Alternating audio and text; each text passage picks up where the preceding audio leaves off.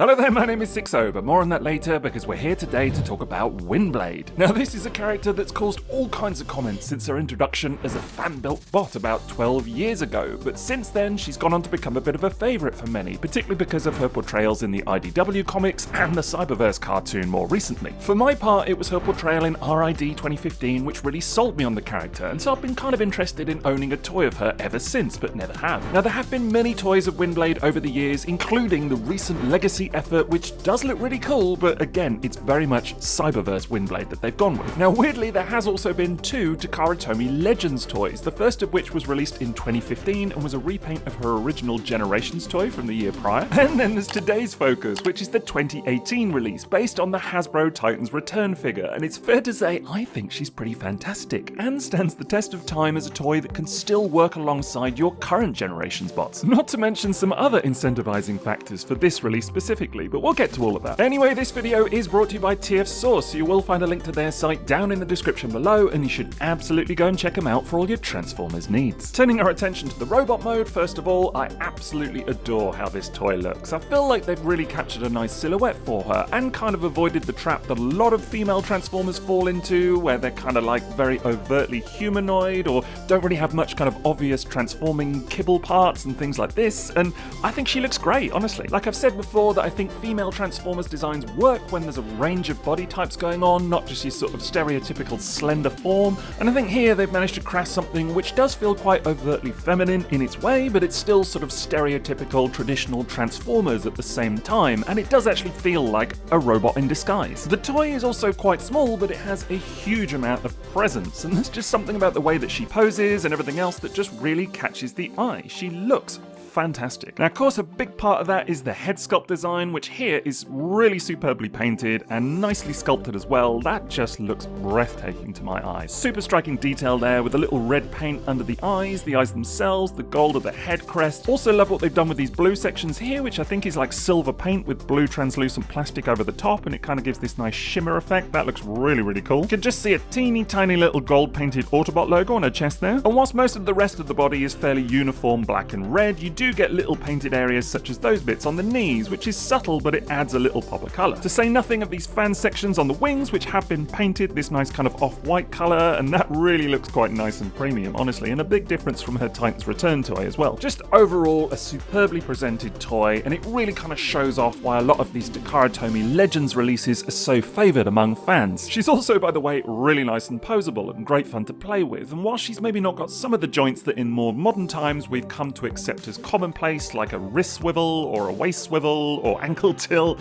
you know, she still does the business in terms of posing really nicely. And it's funny to say, because I'm sure it seems like kind of a big deal that a toy doesn't have, you know, a waist swivel, for example, in the big year of 2025, and yet actually it was really only the ankle tilt that I noticed until right now when I'm kind of assessing it. It's just not a big deal, honestly, when you're handling this toy. Even then, the ankle tilt is kind of a thing that's missing, and yet it's not, because the way the feet are designed, you can kind of fudge it a little bit and kind of get around it, and I do wish she did have it, but it still works, you know? It's also kind of cool how you can fan the wings out to the sides or kind of have them all the way back as well. They kind of click into place quite nicely, and then you can adjust these little bits also, so there are plenty of display options going on, you know? Like if you want to go for a much tidier look with the wings kind of tapered back, then that works really nicely and does look a little bit different too. Or you can bring them all the way forward and give her a proper old school G1 Transformers style silhouette, so options. There are also some very cool accessories on offer, and they're a little bit different to the Titans Return version, including this sword, which unlike her recent Legacy figure, is a kind of translucent clear plastic, and I really love this little turbine design on the hilt as well. That is super cool. What's even better is it comes with this little scabbard piece, and you can just slot the sword inside there, and that works really nicely. It looks really, really great. And then that in turn, whether you got the sword in place or not, can just be pegged onto the side of her hip like so. It looks really cool when it's in place, and I absolutely adore how you can kind of place her hand on the hilt when it's inside the scabbard. It all just works so nicely. Equally, the scabbard looks good in place even without the sword inside, and whilst yes, it might have been nice to have that little bit of wrist swivel or something so you could kind of pull the sword out more convincingly,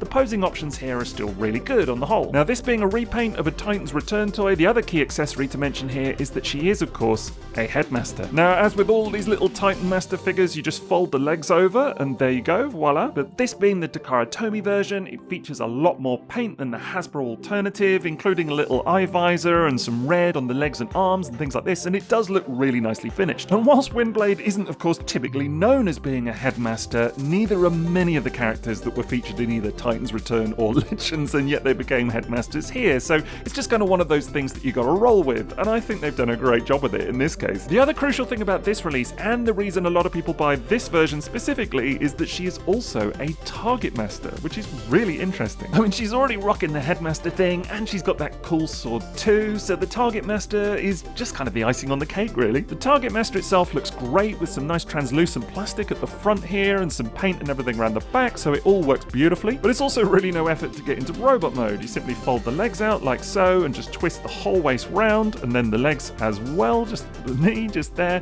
and then fold this whole back section onto the backpack. And again, it's just another very nicely presented part of this overall set with some lovely detailing, nice paint going on. It looks fantastic. Not too much in terms of articulation, because although you can move the arms at the shoulders, there's no elbow bend of any kind, and you can move them at the hips just there, although not to any kind of outward position, and just there's another ball joint at the knees, so pretty good, but not like superposable or anything. Now, part of me does still find it kind of strange that target masters and headmasters or Titan masters have kind of ended up at very different scales in lines like Titan's Return and Legends, but that just is what it is, I guess. I'm still from the old school where they should be kind of both human size, if anything, but that's just not the way it is here, so I guess you got to get on board with it. The other really unusual thing about this target master is that it's actually based off Pinpointer, who in G1 was the target master partner for Crosshairs, and there was of course a Titan's Return Crosshairs toy, which you can see here, which came with no target master. So if anything, you've kind of got to get this full set to get Crosshairs his target master, if that makes sense. It's just a very weird scenario. Certainly when you line it up with the vintage 1987 original, you can see that they do indeed share a lot of design cues, with those shoulder pads being unmistakable for one thing. It's a comparison which rings true in gun mode as well, as they do share a lot of commonalities, and weirdly actually, when you put the two Crosshairs together with guns in hand,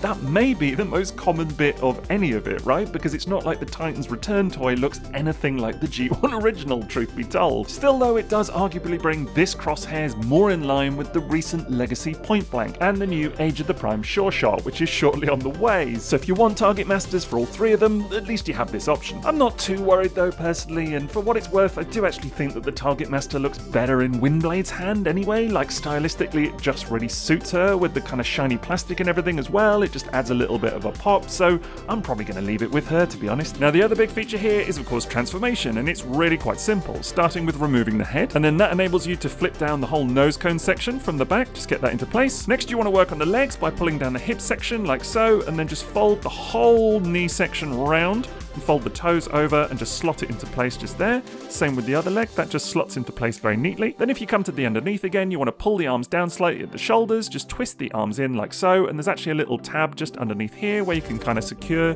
the elbows just in there. Same on this side, just secure that tab just there, and it's not like so well hidden because you can still see the hands just kind of hanging out here, but hey. And then you just want to fold the wings down into place, and job's a good one. Save that is for this little bit of landing gear just underneath. Needless to say, it's a very straightforward and simple transformation, but you know what? It doesn't need to be any more complicated than it is, because the results are just beautiful. Like, I really love the silhouette of this jet with the swept forward wings, the little fans and everything as well. I just think it looks so good. Now again, in truth, the underside view is not the most favourable, because you do have the arms just hanging out there, as I say. You got all the chest and everything as well. Fairly obvious pair of hips and legs and everything, so that's just something that you've got to, take the rough with the smooth, as it were. Like, I can understand why they didn't try and hide the hands more, because where would they have gone on this design? It's not like they've got a wrist that they can really fold into, which is sort of the traditional Transformers thing, but still, it's not the best, but it's also not the end of the world in a weird way. I think what does work nicely here is the paint and presentation that sort of makes up for those little quirks. Like, the white here is really striking, really nice and opaque as well, and the little yellow highlights just look wonderful and kind of call back nicely to her robot mode head design too. Again, I can't get over how nice the kind of off-white creamy colour of these fans are, and it just looks so much better than the Titan's Return alternative, because they were just black. It's very subtle, but there is also a little hint of blue going on that translucent canopy, which just looks fantastic, and I really like that they included the paint over these kind of raised sections also. And again, I think what works here is that it's no more complicated than it needs to be. It looks fantastic in jet mode, it works as a robot, you could give it to a child, it's satisfying to kind of fiddle with as an adult as well. well, so to my mind it works on all fronts and it just looks really good. There is some play value here as well, and first of all, if you open the little canopy, then of course you can sit the little Titan Master inside the cockpit just there and then close that up, and I just love stuff like this. Honestly, there's something about little figures riding inside Transformers that just works, in my opinion. Now, in common with a lot of Target Masters, you can position the gun mode on top of the vehicle just there, and it's fair to say that's not the most aerodynamic jet I've ever seen in my life, but you know, it's an option. And if you put the sword back in the scabbard, then there's even a bit of storage for that underneath the wing as well, although I'm not quite convinced that works as well, to be honest. Like, I think it would be different if you had two of them and it was symmetrical somehow. It might kind of balance it out, but as it is, it just looks a little bit odd. I think it might have been better if it had been sort of incorporated at the back here or something like that, but it's not an option I'll use very much. Anyway, all told, she looks absolutely fabulous when lined up against other Legends and Titans Return toys of the era. I just think they were absolutely cooking with something at this time. Whether it was kind of old G1 classics or newer characters, it was just a real period of fantastic design. So it's no great surprise that some of these molds are still so beloved, to the point where actually some of them are making a comeback now, even after all of these years, and being re-released in lines like Age of the Primes. And whilst, yes, objectively they don't all have like wrist swivels and whatever else, they're still just so much fun and really worth checking out. I mean, for my part, I found Legends to be a real goldmine of interesting recolors, new molds, slightly quirky offbeat designs, all the rest of it, and Windblade for me is the absolute example of that, because she's just brilliant. A slightly stylized take on the character, yes, and obviously her being a headmaster is rather unusual, but it still all feels weirdly timeless in a way, to the point where it holds up even today. And again, you see that as soon as you put her alongside more recent generations fare, because alright, there is a legacy Windblade and it's Cyberverse styled as we talked about, but if you want something a little bit more classic, I do think you could do a lot worse than this Legends offering. She slots in surprisingly well. All of which is to say that I've finally found the Windblade toy that maybe I've been looking for all these years and not even known about it, eh? So in that regard, it's a very definite toot. Now again, this video is kindly brought to you by TF Source, so you will find a link to their site in the description below, and you should absolutely check them out for all your Transformers needs. But otherwise, that is it from me, so have a great rest of your day, and TTFN.